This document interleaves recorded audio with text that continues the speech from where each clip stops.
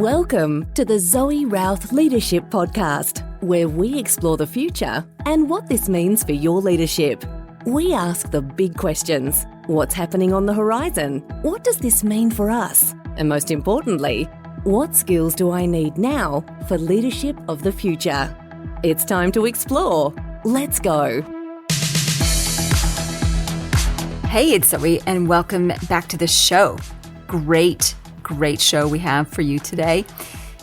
On Planet Human, though, first of all, really cool stuff. OpenAI has showcased Sora. Not yet open to the public, but they have demoed it. It is using text to video, meaning with a single text prompt, you can produce up to 1 minute of high definition video. It is very cool. I've seen some of the things that they've produced. It's really realistic, looks like real humans doing real stuff, like driving vehicles or bouncing around in spacesuits. It's really cool.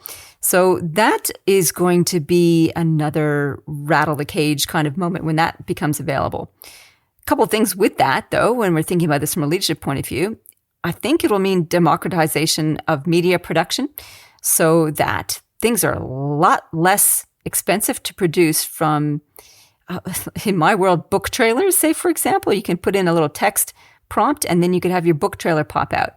And this has my book trailer for People Stuff cost me a fair amount of money, like a couple of grand worth. And if I didn't have to spend that much money, I'd make more money on my books, which makes a more profitable business long term. That's for sure, especially in such a competitive market as bookmaking. So yay for the creators and also boo for the creators, because alongside of this will be people who will be losers in this narrative. When OpenAI and other large language models, generative AI models came out, recent job information on places like 99 Designs and Fiverr have shown that requests for work for people like writers and translators has dropped by some 60%. It's huge. So that's a lot of work writers and translators are no longer getting, because guess what? It's super easy to get it done with OpenAI or ChatGPT. Just get in there and say, I need a press release for blah. Here's the general points. Bang. That could have been done by a freelance writer previously. So this new text to video stuff can mean pretty big deal for videographers and producers. They might be finding themselves with a lot less work to do. So winners and losers out of this, again, who's in charge of the narrative? And are we considering all this when we consider the uptake of this technology? Okay, that was a big question to start off with. On Planet Zoe, last week I wrapped up the Leadership Conclave, which was my first big event of the year. And it was so lovely to have a day of reflection and connection with these fantastic leaders who are really taking a deep dive into who they are as leaders, considering the application of wise and compassionate leadership in their own roles, wise and compassionate exercise of power in their leadership roles, and what's next as elders and as mentors in their leadership roles. I'm intending to do another one on the 1st of November, so you can stay up to date with me there by paying attention to the podcast or through the monthly roundup. You just go to zoerouth.com and click on blog, and you get a free ebook copy of People Stuff Beyond Personality Problems, an advanced handbook for leadership, which is my multiple award-winning book. Okay, so that's Leadership Conclave. Yep, looking forward to the next one in November. The other thing that's happened is that I've opened up advanced reader's copy of Olympus Bound, my novel that is due for publication on May the 1st. Still feels like forever away. Everything's so slow in publication. Oh my God. If you would like to get an ebook version of that ahead of time and would consider leaving me a review, you don't have to, but that's the offer. If you'd like an advanced reader copy, the idea is you read it before publication. If you feel inspired to do so, I would love a review on Goodreads and after 1st of May on Amazon. If you're interested, just email me, zoe@zoerouth.com. I'll set you up with an advanced reader's copy. So my question for you today is, how do we build better organizations through better relationships?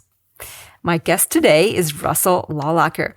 He has a very diverse portfolio background. He's been in the service industry, in broadcasting, you can tell by his fabulous radio voice, strategic communications. He's Canadian, and he's the founder of Relationships at Work. So it all comes down to interhuman interactions, doesn't it, when it comes to leadership? So without further ado, let's get into it.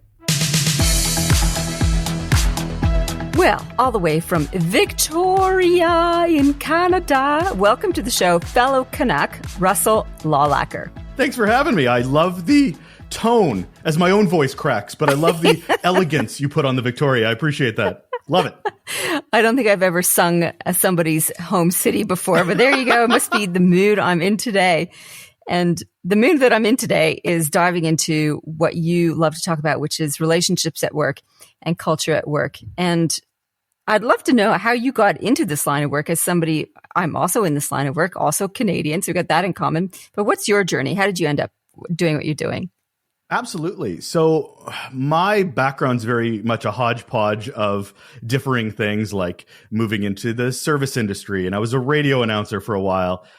The through line through almost all my work I've ever done is communications. So my background is seeped in communications and leadership in every role I had, even though the roles had changed. I was at a call center. I was very much all over the place.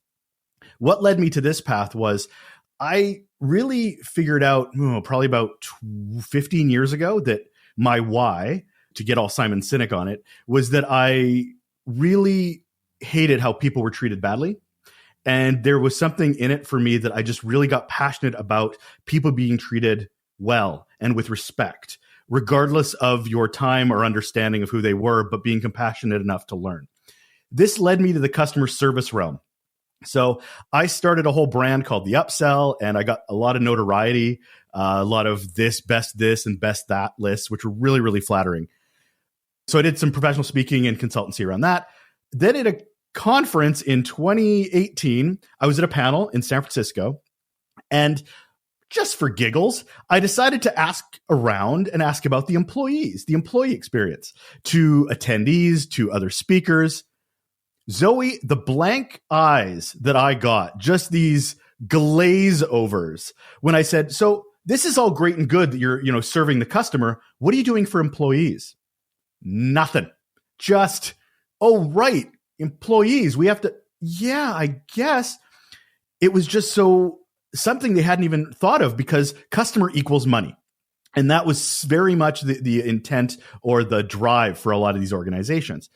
To think the employees mattered enough to even have a conversation at that point was shocking. Now, it's changed quite a bit since COVID, and thankfully the conversation's getting better and better. But for me, as the why that I explained about people being treated with respect, pivoted from customer to employee, it's an easy shift. And immediately I just focused my keynote speaking, professional speaking, and output and thought leadership all around how we can be better leaders.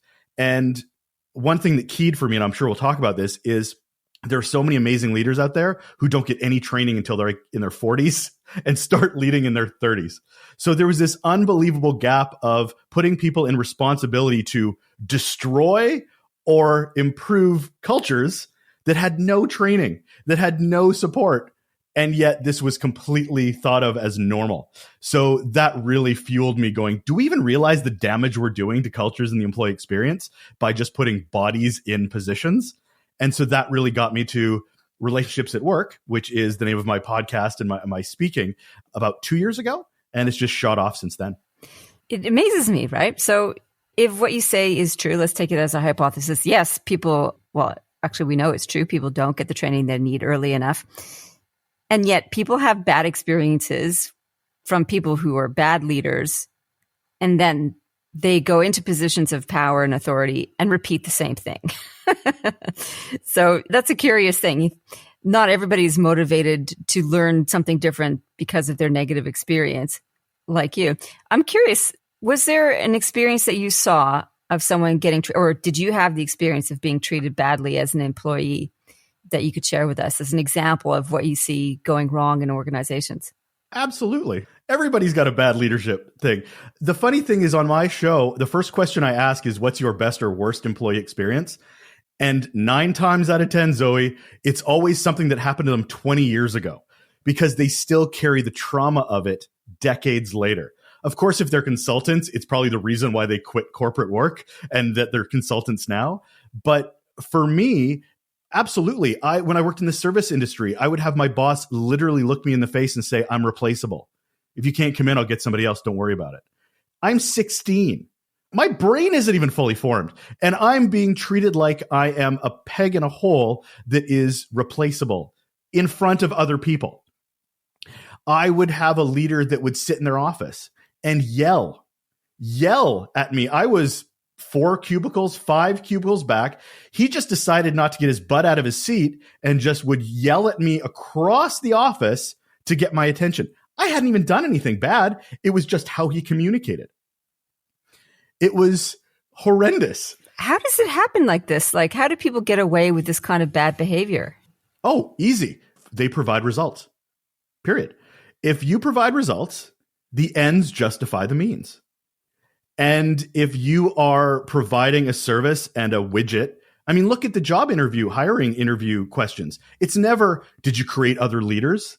It's never, could I use your former staff as your reference? No, it's never that. It's always, how did you do the thing we're going to hire you to do? If roadblocks come in your way, can you still deliver for us? So we don't treat leadership seriously because we're too busy serving up or serving a deliverable or being too busy to really understand. So I'm obviously painting a very broad brush, but it is also the reason a lot of leaders don't get the training they need, because it's not even thought about until it's being forced upon them to do such things. So there's obviously a payoff, as you mentioned. Like the payoff is, yeah, we get results, we make money, and there's a considerable risk. We're destroying people. What do you think it's going to take for leaders, businesses to see that the payoff is not worth the pain? COVID, global pandemics. I mean, look at the shift. The pandemic certainly showed leaders who never had to actually lead before. They were just in a job that was providing results. They never had to deal with the human quotient. You never had to deal with this tectonic shift of stress and anxiety that the world was going in. They actually had to show up and prove they were good leaders. It was an amazing litmus test. And as many as those that stood up and did amazing work, there was a lot that didn't and are still reeling with this future of work and change. And it's not what I did to get successful, so I don't know what this is. So I think it needs to be a tectonic shift for a lot of people to understand. I think the other one is self-awareness. Organizations as a whole generally aren't going to get it.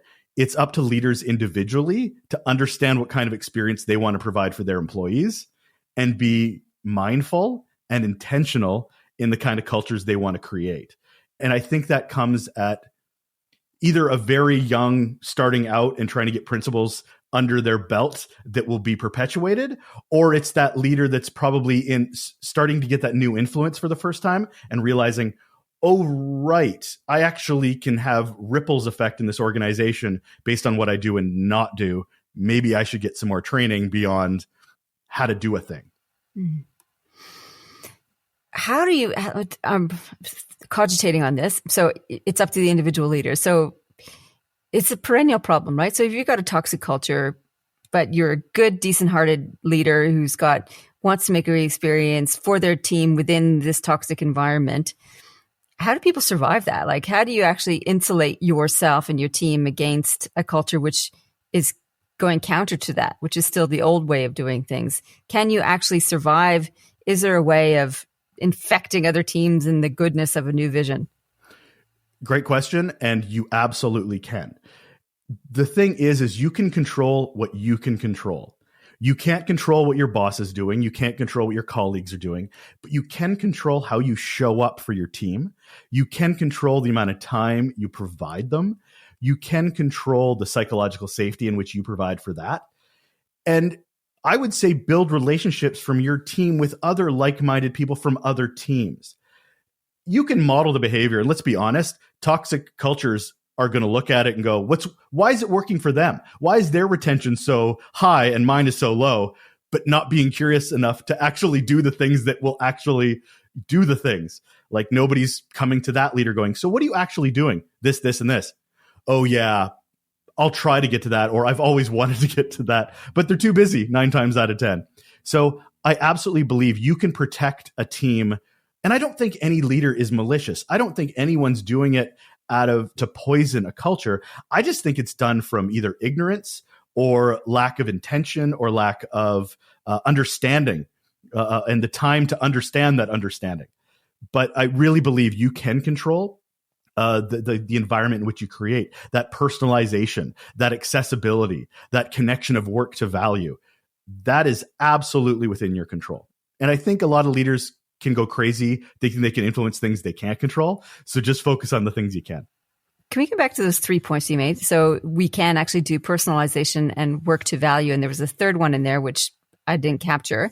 Yes. What do you mean by that? Is this sort of is this your relationship building tactics that you propose that leaders engage with? Absolutely. So I had a team for 12 years that never left. They were the same team for 12 years. That's a long time. It is. And it was the same team. And what did I do? I got to know them as human beings. So there's that personalization piece. Did they have kids? What was their middle name? What is creativity to them? What motivates them at work? Like, not everybody's the same. So I have to take the time to really get to know them as people so that I can adjust the work in my leadership style based on what they need, not what's comfortable for me. That's not leadership. That's management. The other piece is connecting value to work. I don't care what you do. There is a piece of what you do that matters to a boss, to your customers, to the reasons you wake up in the morning. It's so vital to get those connective tissues that they're not showing up for 8 hours a day and wasting their time. That what they do actually matters and moves the needle for fixing somebody's problem or making somebody have a better day than they did yesterday. There's that compassion piece that I think really, really matters. And I can't quite remember what I said before because I'm getting older and my memory's shot, but I will throw in that empowerment would be the other one I would put in there. People want a bit of skin in the game. People want to know that they have some control over their own destiny to some degree and know that they are learning, they're getting better, they're demonstrating that learning, and that they're not being micromanaged to death, and that they are allowed a little bit of free reign to make important decisions. Everybody's different, and that's where the DEI-B conversations comes in. But I think overall, I think it's important for people to we know who they are as people. We provide that empowerment, and we help them understand the value of the work. It worked for me. Okay. That's beautiful. So that's helping people feel like they've got a sense of purpose, that they can take things under their own wing and somebody cares about them. In terms of relationships, like relationships in workplace culture, I find it fascinating that calling your podcast Relationships at Work and the fact that you call your business that and it's taken off.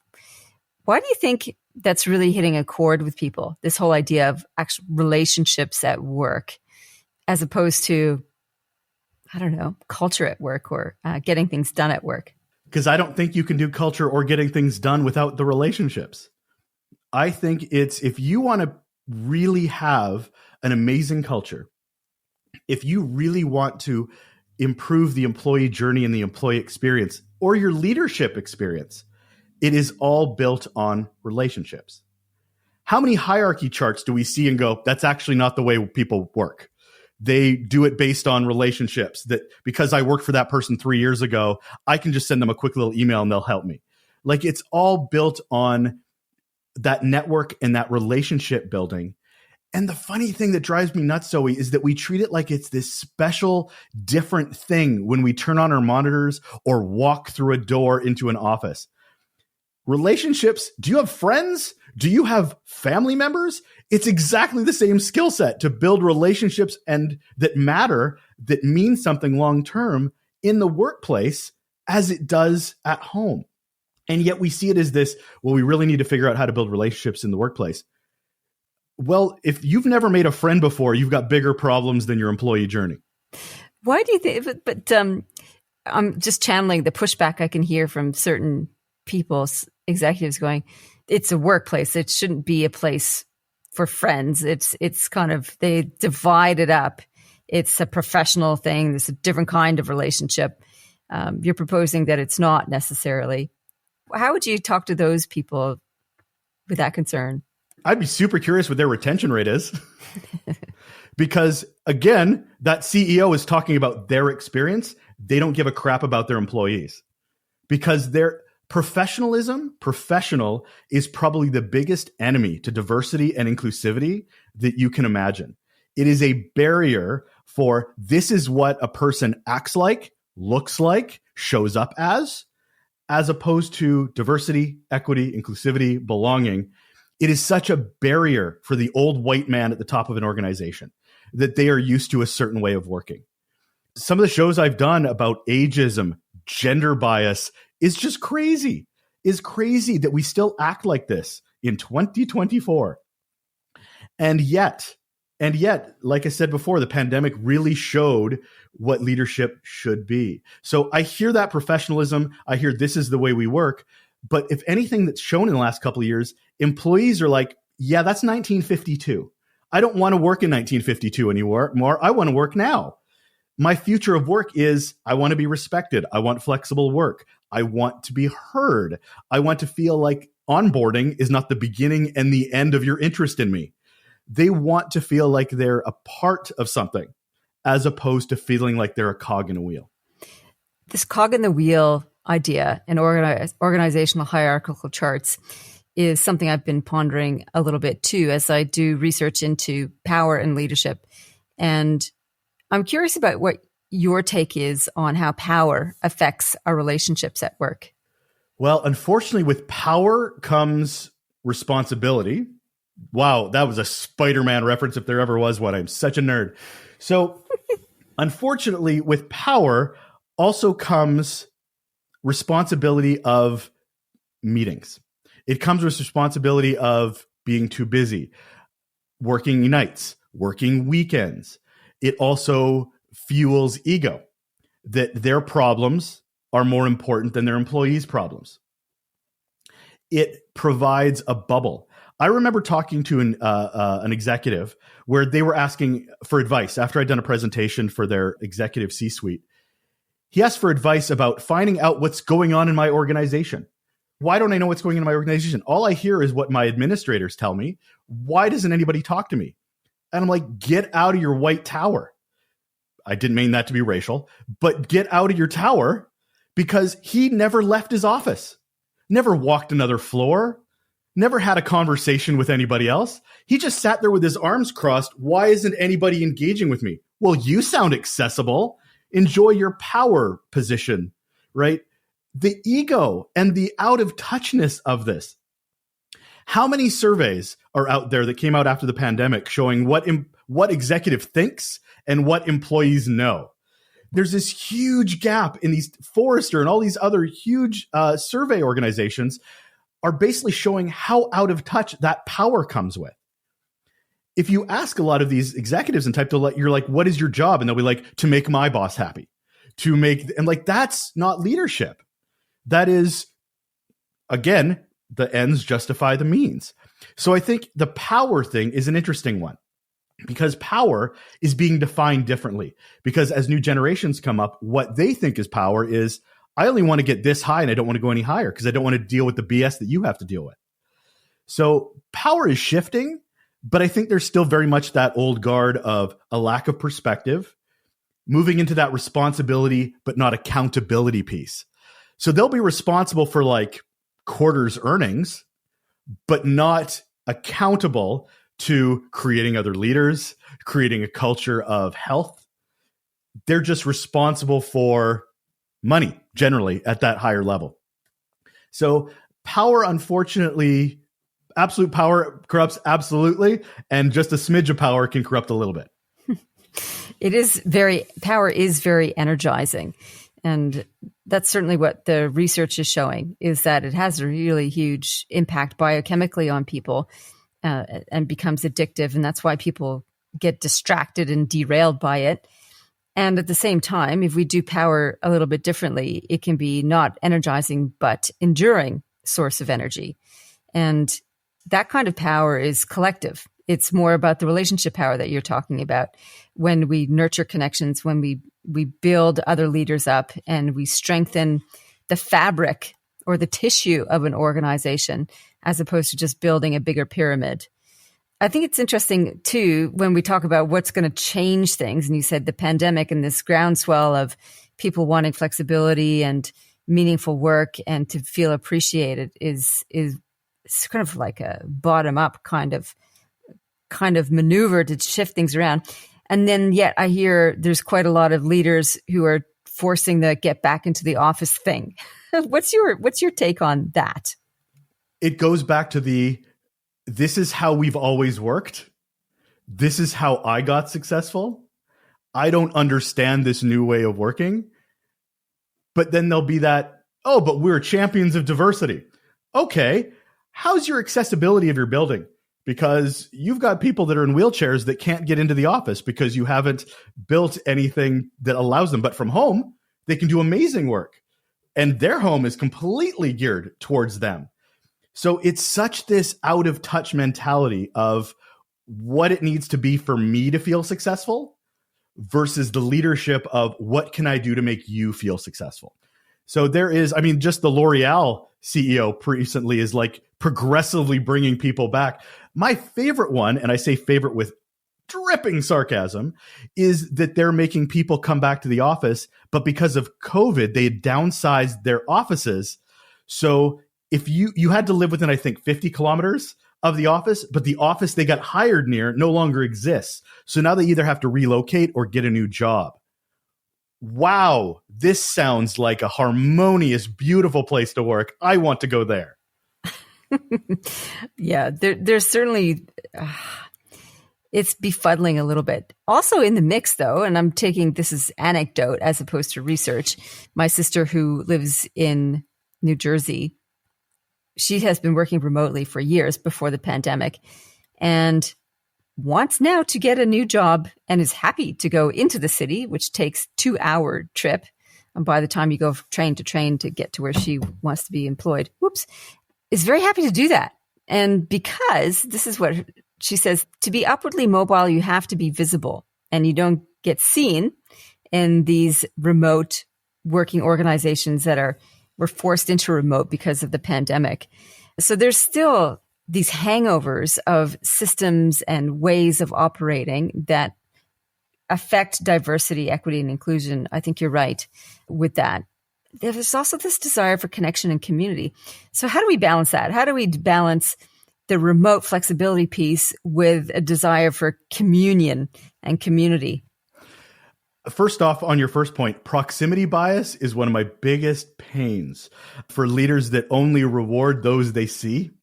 And I think in a world of diversity, equity, inclusivity, they don't align. And as leaders, if we're going to be good leaders, we have to understand what our bias is. I think the biggest superpower a leader can have is self-awareness, and the next being situational awareness. If you can manage those, you're way ahead of the pack.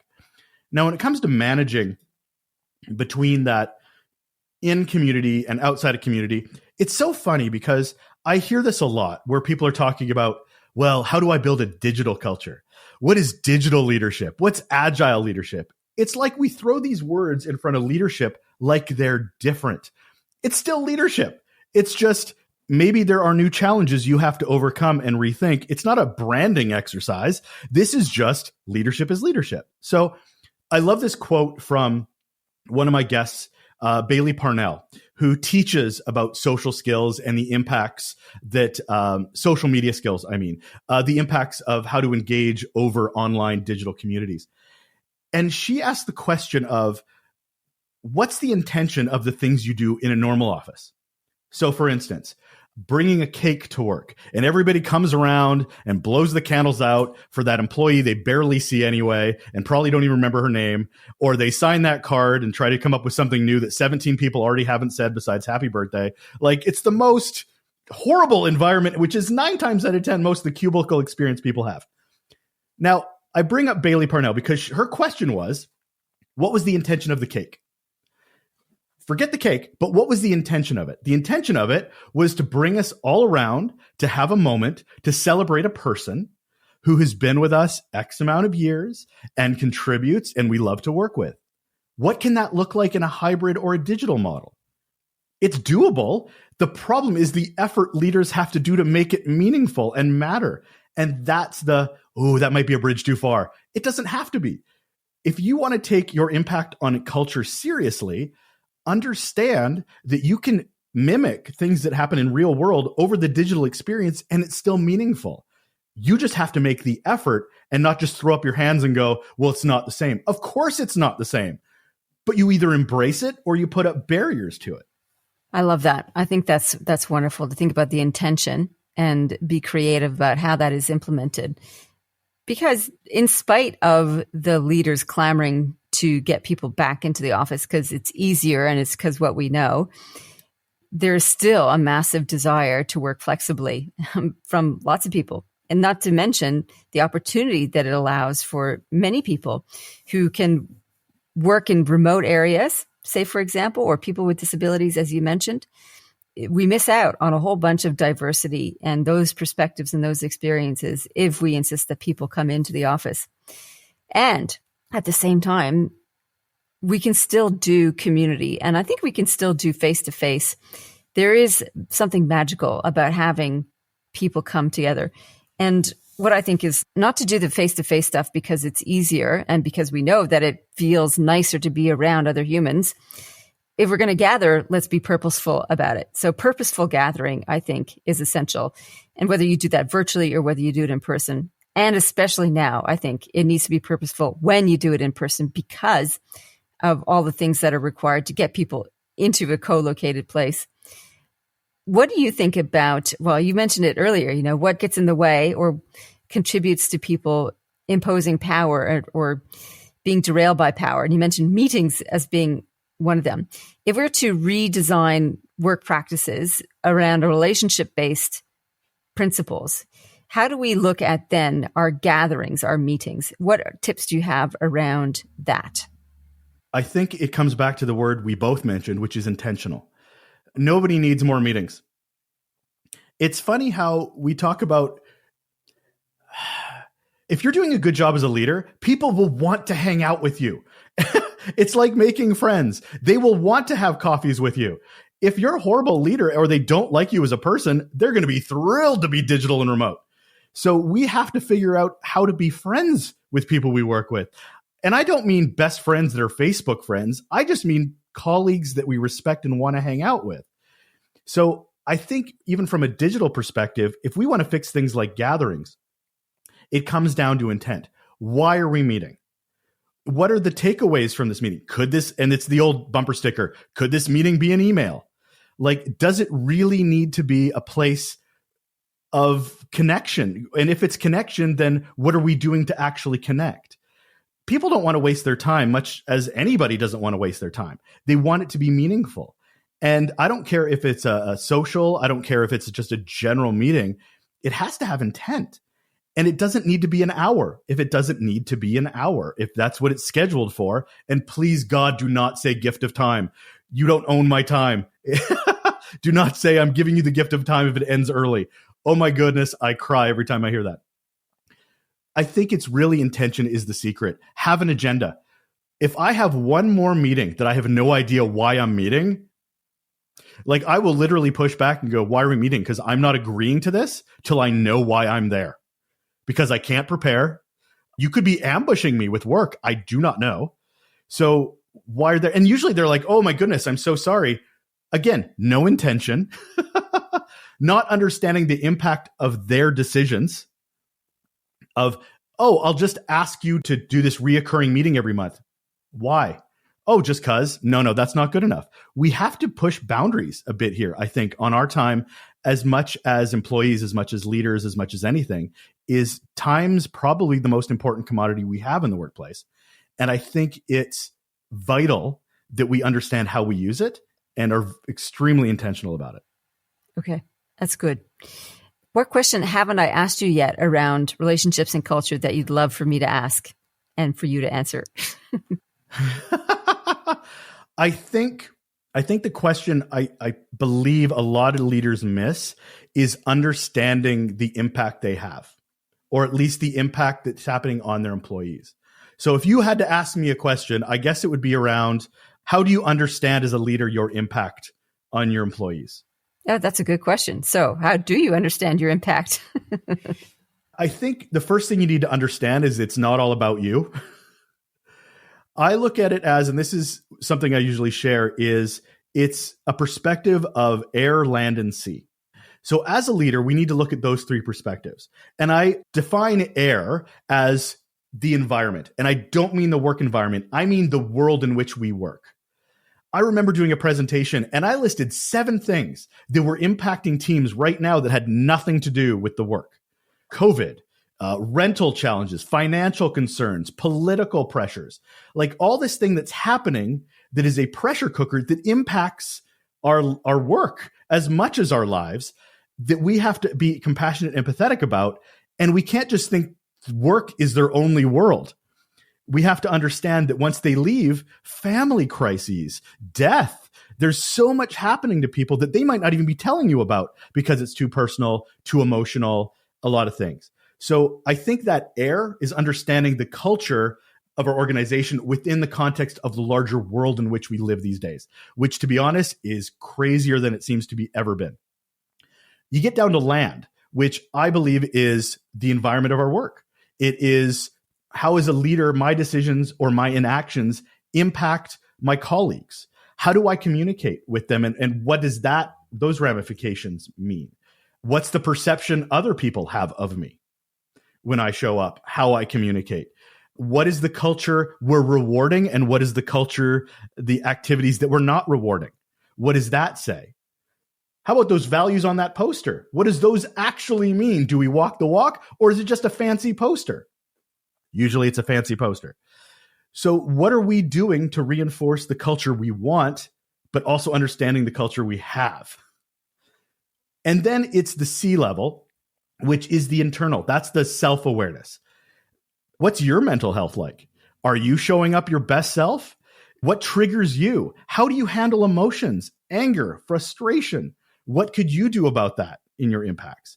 So I think if you get all 3 of those figured out, even just minusculely, and just take steps every day to just ask questions of yourself and those around you and be a little bit more of that worldview, I think you'll have a better understanding of impact for sure. Wonderful. Russell, that was fabulous. Russell, are you ready for the Fast 5? Zoe, I am. Of course you are. All right, question number 1. What is the future technology you most want right now?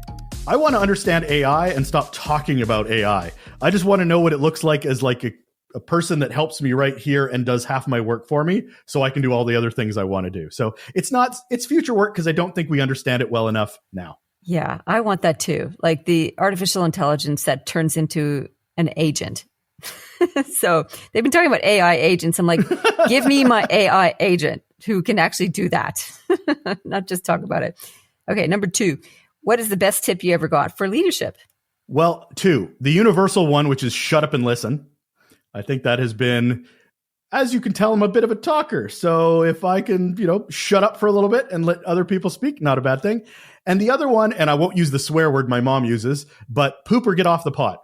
My mom has been using that one for me as a small child, and it's always helped me with my decisiveness and collaboration and trying to at least make a decision, even if it's the wrong one. Okay, love it.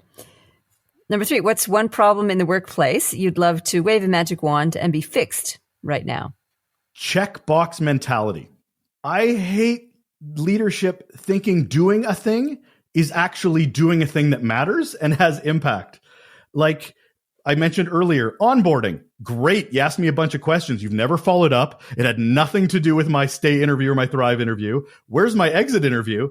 Like it's just a checked box exercise, not anything we follow up on or understand the impact or value of. Okay. Yeah. I was just doing a workshop on onboard, like employee life cycle yesterday. And we had the recruiters come in. They talked about, this is how we go about recruitment. This is the kind of, be aware of these biases, the whole process about onboarding. And I got excited about what they were going to do for onboarding. And the onboarding process they outlined was making sure they had their police records checked, their working with young children check, and that these officialese and contracts are signed. I'm like, really? That's your onboarding? What about getting to know them as a person, asking them about their work preferences and how they like to be managed and how I could support them? And yeah, big chunk of it missing. And then abandoning them. Yeah, that's right. And then abandon them for the rest of their career. Yeah, I hate it. Oh, yeah. I think onboard, there's such a ripe opportunity to set the tone for when you welcome somebody into the organization. And I, had a client, they started a new job. They didn't even have a desk or a computer for them. They're just kind of like, oh, you're here. Okay. Read this binder of policies.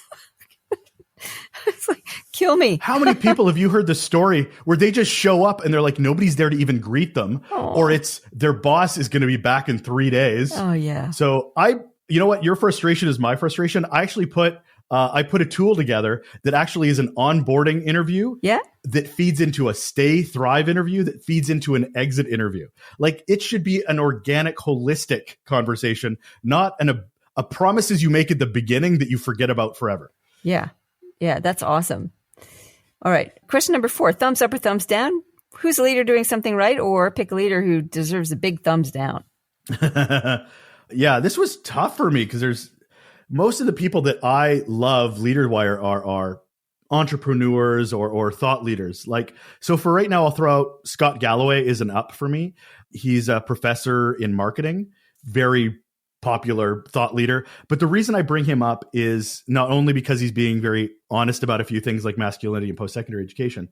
The part that leadership wise for me is that he recognizes when he was a startup leader, he was horrible to his staff. He treated them like it was the ends justify the means. And he looks back at his time there with compassion and transformation, and that he knows that he would be a better leader now based on the experience and his learning. And I think that's a great model for people, is to, just because you were a leader like this once, you don't need to be like that forever. Okay, that's awesome. Thank you. And number 5, what is your favorite leadership book or podcast aside from mine or yours? Well, one I'm really enjoying right now is Fixable. That is with what? Anne Morris. Fixable. Fixable. Okay. Like it's fixable. Yeah. Anne Morris, and I'm trying to getting the names right. Anne Morris and Francis Frell. If any podcast episode of theirs I recommend, it's the episode, How Do I Move Fast Without Breaking Things? It completely shifted my mindset on a few things. Okay. And what kinds of things did it shift? It changed the way of there's that tech bro idea of move fast and break things.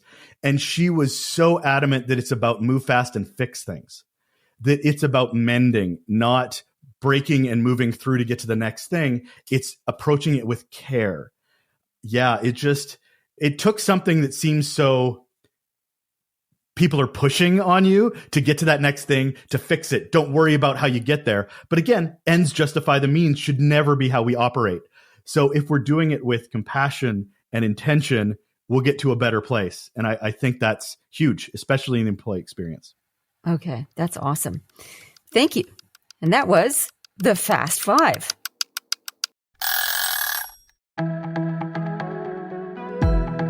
The Zoe Routh Leadership Podcast is proudly sponsored by the Amplifiers Academy.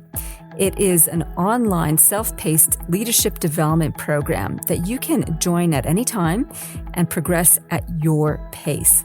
There are very short video lessons, great checklists and resources and recommendations and book summaries, all there to help boost your leadership thinking and abilities. We focus on leading strategy, leading culture, leading change, and leading performance. So if you want a go-to resource that can help boost your strategic abilities immediately, check us out, Amplifiers Academy, on the zoerouth.com website. See you there. So when do you think this revolution is going to take place, where we move away from people as cogs to people as the source of everything good? Do you see a shift, or is there still too much work to happen to change the old guard? Yes and yes.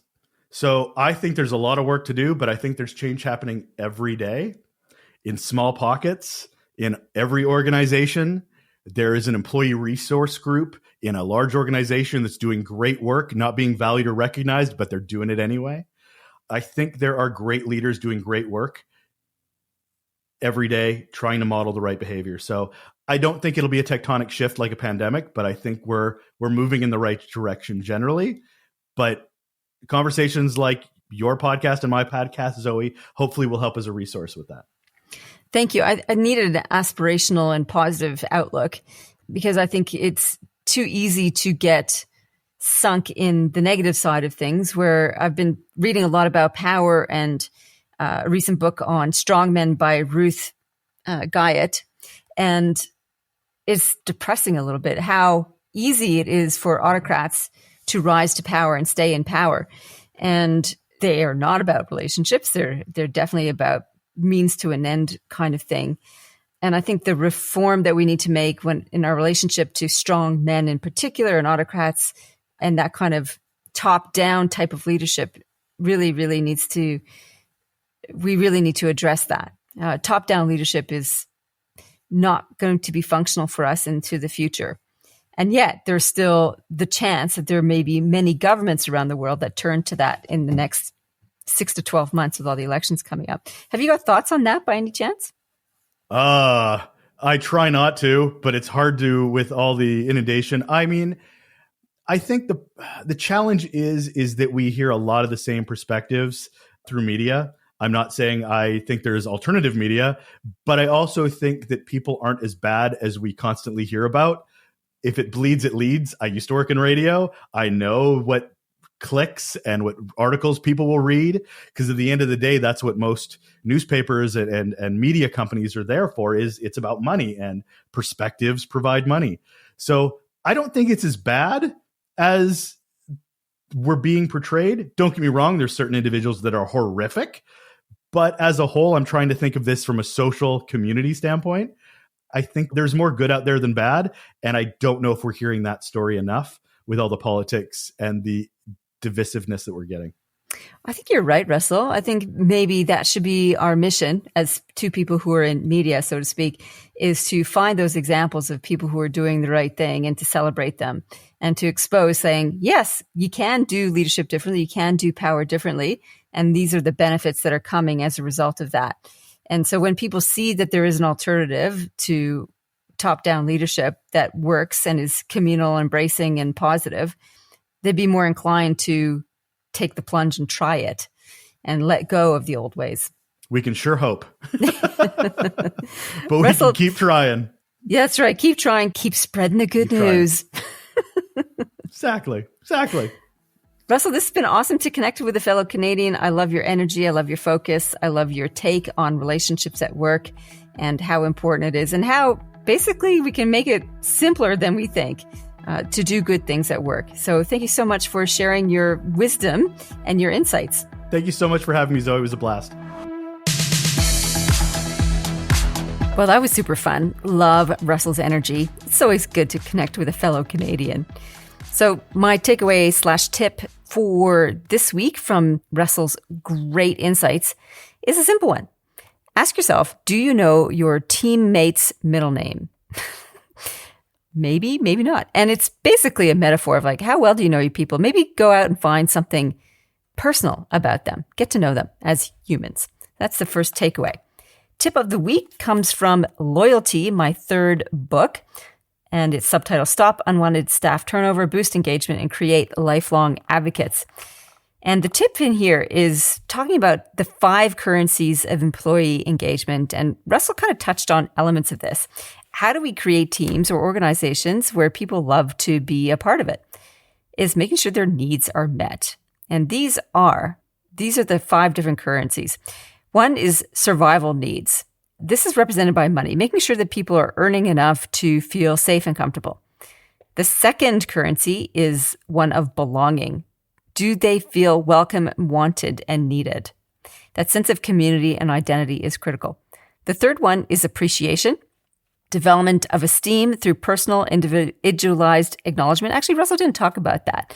And I'm sure he would agree with me that acknowledging people's contributions and celebrating their wins is super, super personal. To feel like what they're doing is valuable and acknowledged and seen.